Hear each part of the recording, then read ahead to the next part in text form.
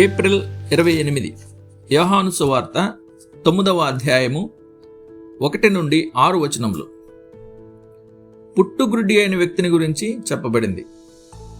అతి తీవ్రమైన శ్రమలను అర్థం చేసుకోవడం కష్టమే. ప్రాణం తీయకుండా మనిషిపై వేయగల అన్ని శారీరక శిలువలలో దృష్టి లేకపోవడాన్ని మించిందేది ఉండదేమో. అది జీవితంలోని అత్యంత గొప్ప ఆనందాల నుండి దూరం చేస్తుంది. అది మన సొంత ఇరుకు లోకంలో మనల్ని బంధిస్తుంది.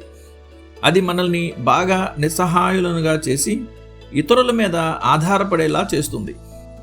మనుష్యులు చూపుని కోల్పోయేంత వరకు దాని విలువ ఏమిటో పూర్తిగా ఎన్నడూ గుర్తించరనేది వాస్తవమే.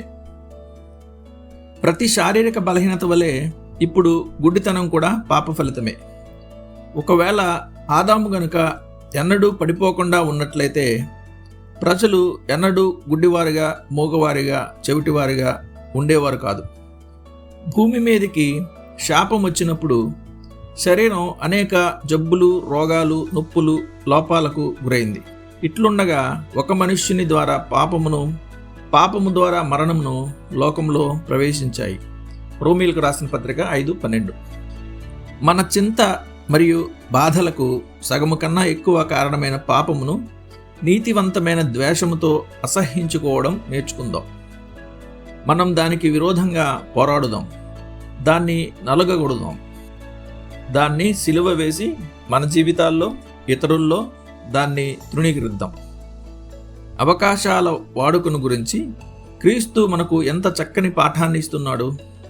గుడ్డివాని గురించి అడిగిన శిష్యులతో ఆయన ఇలా చెప్పాడు: పగలున్నంత వరకు నన్ను పంపిన వాని క్రియలు మనము చేయుచుండవలను. రాత్రి వచ్చుచున్నది, అప్పుడెవడనూ పని చేయలేడు. ఆ మాట ప్రభువుకు స్వయంగా అన్వయించినప్పుడు నిజంగా వాస్తవమే. తన స్వంత భూలోక పరిచర్య 3 సంవత్సరాలు మాత్రమే ఉందని ఆయనకు బాగా తెలుసు.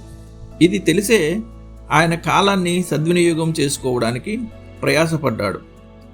ఆయన తండ్రి కార్యాన్ని చేసే ప్రతి అవకాశాన్ని జారవిడుచుకోలేదు. ఉదయం, మధ్యాహ్నం, సాయంత్రం ఎల్లప్పుడూ ఆయన తండ్రి తనకిచ్చిన పనిని చేశాడు.